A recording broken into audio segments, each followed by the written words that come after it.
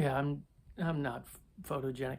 I shouldn't probably be doing stuff where you like see this part because I didn't used to, but then I started to. I don't know, probably a bad decision. But either way, yeah, it is Canada Day weekend here in the not so white Great White North, in the middle of summer. For my American and non-Canadian friends, Google it. Much easier than me explaining it. And usually that means like a ton of garage sales. But unfortunately, yesterday it poured rain. So they pretty much were all done. It poured and started in about 6 o'clock in the morning and went through the whole day. Now, I did luck out because down the street they had a rain date for a small sort of lake cottage community yard sale that happens every year around this time.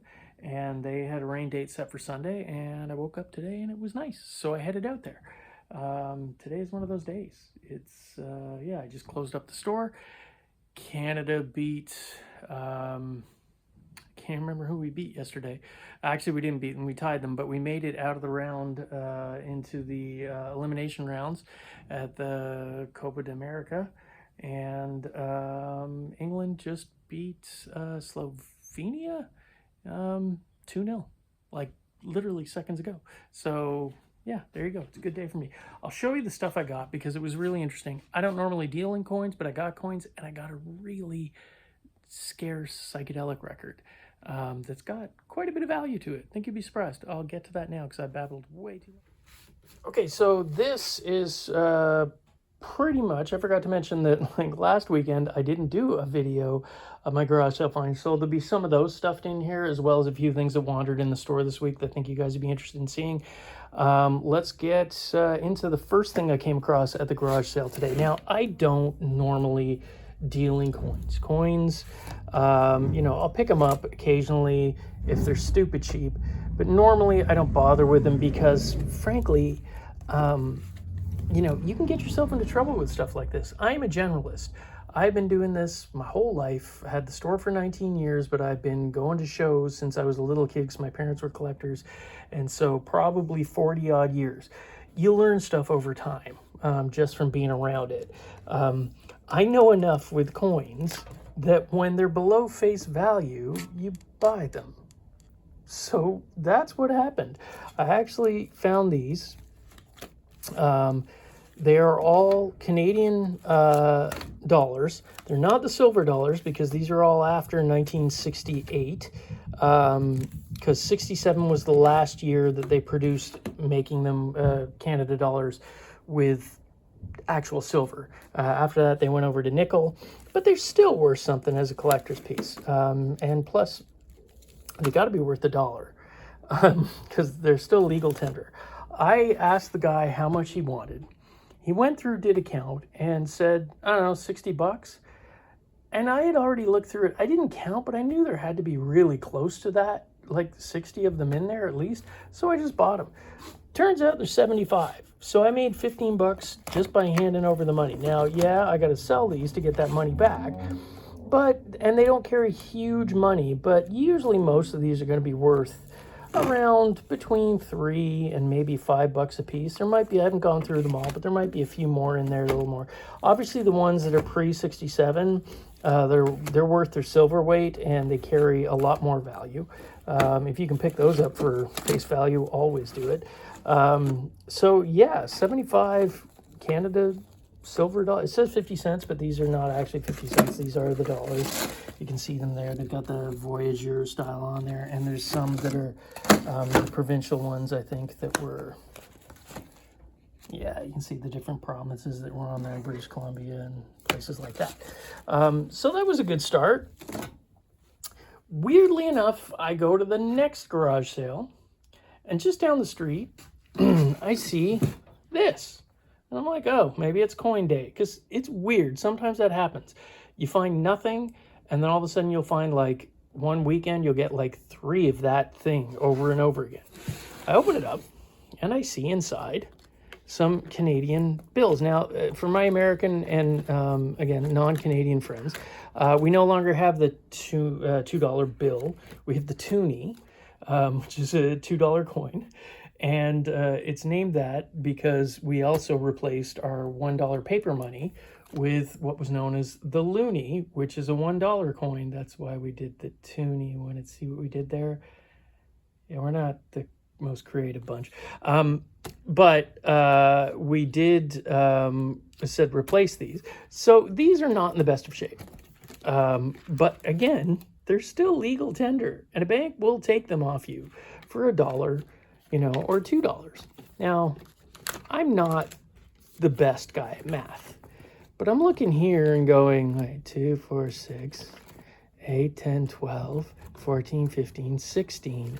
So I was like, well, there's like $16 worth there, some Mexican money, which I have no idea about, and then more Canadian dollar coins. And then these are 50-cent pieces. So it was up to 16, 17, 18, 19, 20, 21, 22, 23, 24, 25, 26, 27, 50 in just face value. So, and you get this neat binder and all this stuff. And then the guy says, oh, down below there's in the box, he's like, there's bags of coins too. I didn't really look at these. They're mostly foreign, and there are some tokens. Oh, damn, the one I was going to show you guys, or is it there? No, the one I was going to show you guys, I clearly put some other place right now. Unless that's it. Is that it? No.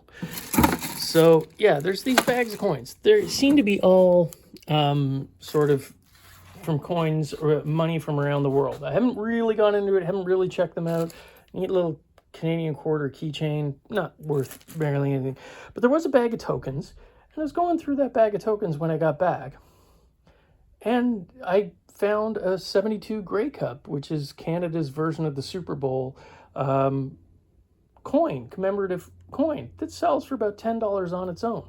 So just that, plus the money. I asked him, well, how much do you want? And he's like, I don't know, $15 good? Like, okay. He's like, and you can take the tub. Now the tub, I think, is because it's got the Ontario crest on there and has a locking thing on it. There's no key, obviously, but I think that is probably either from the post office or maybe the Canadian Mint. Who knows? I mean, honestly.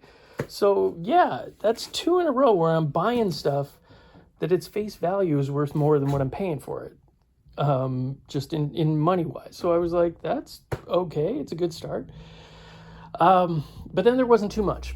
And they got to this one garage sale, and the guy was setting up, and he clearly was a collector. All right. And he clearly was a dealer too, like maybe a part-time dealer as well. Because he had some really nice stuff. He had some great signs, some great cans. Sorry, I'm just going to move this out of the way. Oil cans, things. But he kind of wanted, roughly around retail. Maybe, there might have been a little meat on the bone, but I'm not, like I said, I'm a generalist.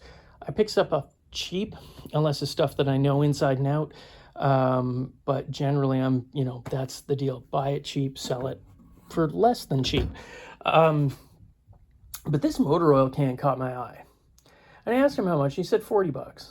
And I'm not motor oil can expert. I just love the graphics on this. It is so bright. It is so thing. And it is in really, really good shape, to the point where I'm like, is this a repo? But then I looked and I'm like, no, there doesn't seem to be any online. So I was like, I checked sales comps, and again, there was one listed that is beat to hell on eBay. I mean, like really rough shape, and it's 100, and the guy's got 140 on it. Again, that's a asking price. But even using Terapeak going back 3 years, none for sale. Like none had sold. So either it's so common that people don't bother selling it, or it's pretty rare. Now this guy knew his stuff. He's like, that's a rare can. I have another one. I bought 2 of them, and the other one's in better shape, so I kept it. This is my double. He's like, that's a rare can. All right, cool.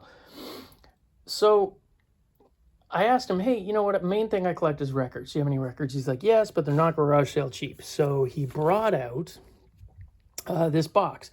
He's like, the ones at the front, he's like, those are like going to be $20-25 a piece. As you get closer to the back, the condition's not great, not as great. He's like, or the titles just aren't like big names. So, that'll be a lot less. So I'm going to move these out of the way for now. And so I go through the front, and at the front is, where are we here? You know, like a copy of Relics, all right? Not a particularly rare record. Desirable in terms of in the store, I can sell Pink Floyd all day. Rush is Fly By Night. Again, not a particularly rare record, but a thing. But both of those are in pretty immaculate shape. Very little wear on the cover of the Relics. A tiny, tiny bit of wear just from going in and out of the sleeves on the top. But he said, I want $20 a piece for those. And I'm like, okay, well, all right. He's like, but I kept looking. And I get to the back, and there's Starcastle, which for you who don't know is a prog band. And it's a little harder to find. Not a great, huge money record, but you're around $20. I'll show you that in a minute. This AC/DC was up front. Aphrodite's Child, which for those of you who don't know, it's like, again, another sort of proggy psych band. It had Vangelis was actually part of the group. Unfortunately, it's on Vertigo. Unfortunately, I only had one of the records, but I still kind of wanted it because it is harder to find. And like if both of them were in there and this was nice shape, that's a $50, $60 record. This Riot record, which would have been HP Riot before that, but it's kind of like a hard rock sort of metal type thing. That was there. I grabbed that. I grabbed this. There's the big one. So like Eternity's Child it's sort of like a pop psych type band. Pretty hard to find. This is the Canadian version on the Capitol 6000 label. It is still in the shrink. The shrink's a little dirty, but the underneath is probably pretty good. It does have, admittedly, a delete drill out on there. Or it could have been a promo drill out. They did use both. People argue all the time with me, but I used to work for a record label, and they used to drill out and cut corners and things to give out to play copies in stores, not just in the delete bins. But yeah, it's a pretty rare record, and it's pretty valuable. I'll sort of go over on the left, and then there's this Burden. So I put the Burden, The Animals, which is a great record. This one's going into my collection. I'll have. It's kind of pretty psychedelic for The Animals, actually. It came out in '68. So put the Starcastle down. I put the Eternity's Child down. I put the Riot down. Put the Aphrodite's Child down, and then I put the AC/DC on top, and I say, how much do you want for that? And he said, $20. And I'm like, okay, go. How much if I throw in the Rush and the Pink Floyd? And he's like, I need to get at least $60. And I'm like, would you do 50? He's like, I'll do 55. And then I got cheeky and I grabbed these, which are in here, the Imps. It's kind of a small Canadian hard rock band. I believe they're Canadian. This is a harder to find 45. This Hendrix Gloria 45, which was given away with the, it was part of like an additional 45 as part of the Jimi Hendrix Essential Volume 2. So if a lot of people have that Volume 2 and don't realize that's supposed to be on there. And then this Rupert Hines Radio Promotion Only UK 10-inch. It's a white label. He was like a synth pop type guy. And I'm like, I'd give you the 55 for that. And he says, great. So yeah, if you guys go and look up that Eternity's Child, I think you'll be shocked. The median on it's about 168. There hasn't been one for sale for ages. There's one for sale, well, like sold for ages. There's one for sale right now that's in VG for like, I think he's got $220 on it, or 150 pounds. And it's coming from the Netherlands. There's none available domestically in North America. So yeah, pretty happy with that.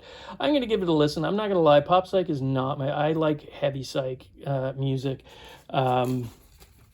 That's kind of my, in terms of psychedelia, I like heavy fuzzed out guitars, lots of effects and sort of weird things. But there you go. Keep your eye out for Eternity's Children. I'll show you the back there too. I did look at the record. It is a little bit dusty, but that's it. There's no scratches. All of these had their inner sleeves, which generally when I see records with inner sleeves, I'm hopeful they're going to be in good shape. So I give the guy the money. We're both happy. He's, I'm talking away to him. He's a super nice guy. And then I'm walking away. He's like, if you want that motor oil can, you can have it for $25. I'm like, Sure, why not? 25 bucks. It'll be cool for, you know, just me to stick on the wall. And, you know, my own collection, because I love that graphic. Like, I really do. I love the bright colors. Everything about it, for some reason, appeals to me. So, yeah. But I don't know what it's worth. If you guys know what it's worth, shoot me a line. I got to figure it's worth probably around 100 bucks at least. It doesn't have its cap, admittedly, but everything else about it is really nice. So, yeah, you guys, if there's anybody out there who is a Petroliana collector, let me know how I did on that one, because I think I did okay. So last weekend there was also some garage sales. Not a lot, but the one I went to was a guy who he used to work in the scrap yards, and he used to come up with great stuff, and he'd have these garage sales every weekend. I used to get signs off him, all kinds of good stuff. He doesn't work in the scrap yard anymore, but he still has some connections, so he picks up stuff from time to time. So I still go to his sale.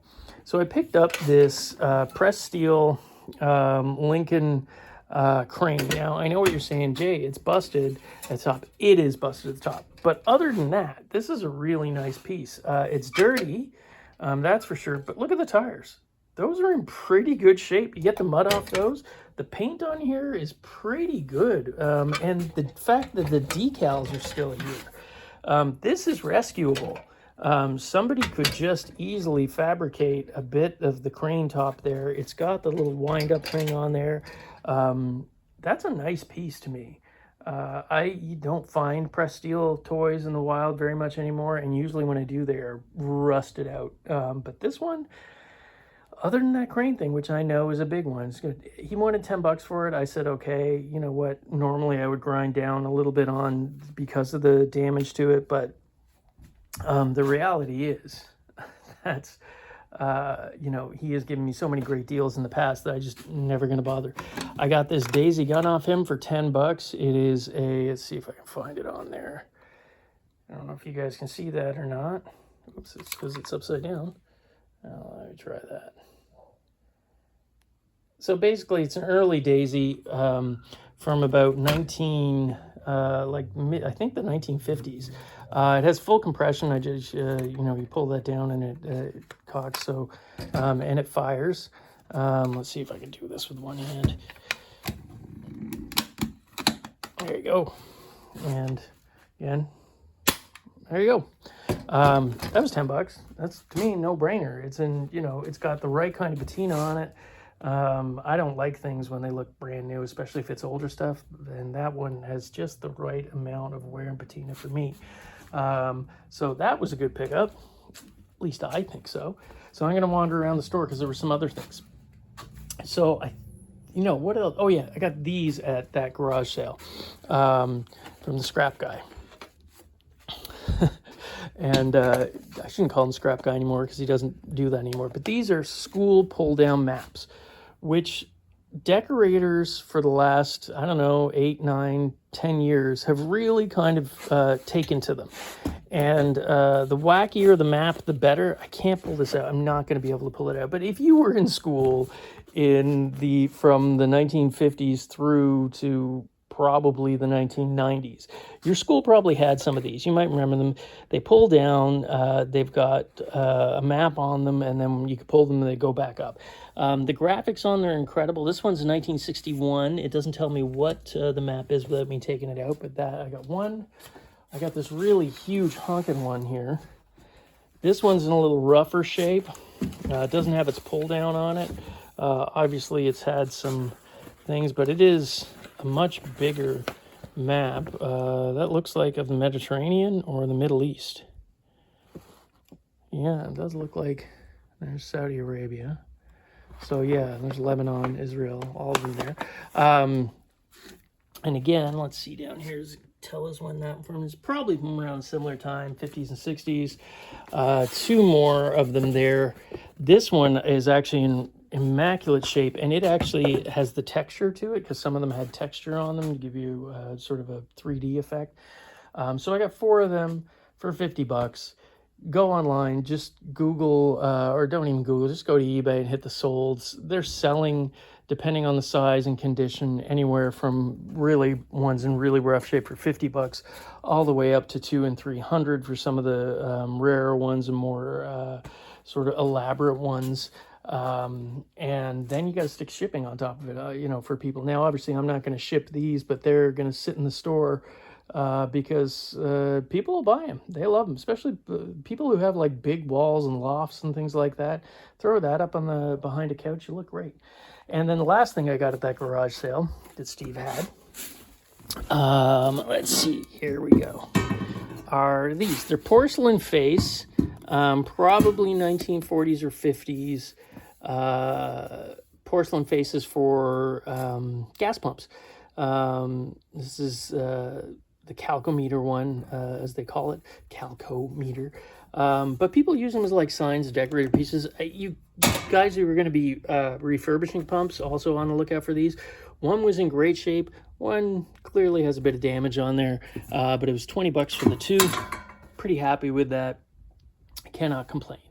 So over here, what walked in the store this week was these two guys. There's a guy, he's a picker. He comes here from out west to hang out with his family for about a month, usually. I've known him for a while. He always buys instruments. He sells instruments over in on the West Coast. But whatever he can't take back with him in his suitcases, he basically sells to me. And so he came in and he had this Stella, this Harmony Stella, and it's pretty unique. It is the Harmony Stella, but it's got the Stratocaster style headstock, which is actually pretty scarce. So I think they only made it from like 1968 to 1970, like that. And then they stopped. I don't know if Fender made them stop or whatever it was, but they did. It's just a cool little parlor guitar. It's actually got a nice, unique sound. It is not ever going to sound like a Martin, but that's not why you buy these things. It's made in the USA. And so, yeah, it's a cool little guitar. Somebody will just enjoy pounding some tunes out. And then the other thing he had, now, I haven't tested this yet, and even he said, he's like, it's going to need some work. It's buzzy, but it is a solid state Gibson GSS 100 guitar head. So it's 100 watts. There's bass and guitar on there. It's got a spring reverb inside it. And then it has vibrato and tremolo settings, switching between the two. Pretty cool amp, actually. I'm not going to lie. Haven't had a chance to test it out, but I plugged it in and it powered up. And, you know, I've trusted this guy for a while, so, you know. But overall, I think it was, I think I paid $150 for the pair of them. Which, you know, is a little more, but he always does me right, so I'm not going to, you know, argue on that with somebody, because, frankly, they only made this from 1965 to, I think, 68 was the last time they made it. It's a pretty unique amp in the fact that this tremolo vibrato switch on there is, it's not mechanical. It's not tube-based. It is entirely based on waveforms. So they're pretty unique sounding. And, yeah, just a cool amp.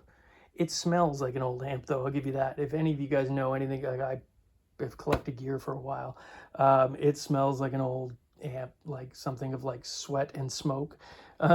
So, yeah, I'll need a bit of airing out, but that's cool. And then I did hit thrift stores all week. I got nothing at any of the big ones, like, you know, your Salvation Armies and your Value Villages. I got zero at them. But a little small local one walked into and, you know, managed to get some stuff. So these here were, I believe she said, I can't remember if it was $5 or $10. I'm not going to lie, I can't remember. It's chalkware. Now, this one, I don't know if you can see it on there, is 1964 Miller Studios. Now, Miller Studios, for people who know chalkware stuff, they did the Kissing Fish, probably one of the most recognizable one. They were in like everybody's bathroom in the 1960s. But these are, I love these. They're really kind of abstracty with that black behind it. You don't usually see a lot of decorative stuff done in black, and then that weird kind of purpley psychedelic almost color. A few tiny chips, which is virtually unavoidable with chalkware. But the nice thing is it's on black. That can be touched up by the next person. That's gorgeous. So, you know, pretty happy to get that for and plus you get all three for, again, I can't remember if it was $5 or $10, but it was somewhere around this. And then this lamp, I believe, was 20. Unfortunately not teak, because that is usually the most desirable, but it is probably American oiled walnut. Now this sort of jute string on here, I don't know if that's original to it or not. I don't know if I'll leave it on there. I'll probably have a look at it. But the key for me, the reason why I went for it was this cone shade, which people are always asking for the cone shades. I'll probably try to sell it with the lamp. I have other teak floor lamps that have, that's sort of the same style, if not the same shade. There you go. There's my senior moment. I have at least one during every video.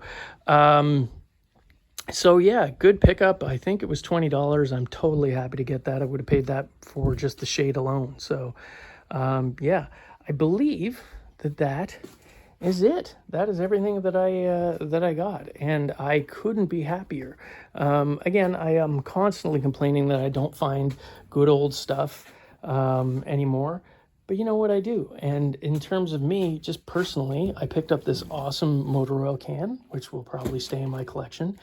And I got a, you know, fairly hard to find psych record. So I'm going to give it a listen. It'll probably end up going in the store because, you know, Pop Psych isn't my cup of tea. I like I said, hard psych. So yeah, and a few other records in here that are going to go out in the store. It'll make a lot of people happy. I'm going to put probably that one in my collection. But yeah, so good times. And yeah, I'll leave it at that. Hopefully you guys were able to find some cool stuff. I'll just do a pan around the store. Why not, while I'm talking? And yeah, I never know how to end these things really well. I just keep talking and babbling, and we'll go around the store a little bit more. All right, y'all. Hope you guys are able to find some cool stuff in your travels. Bye.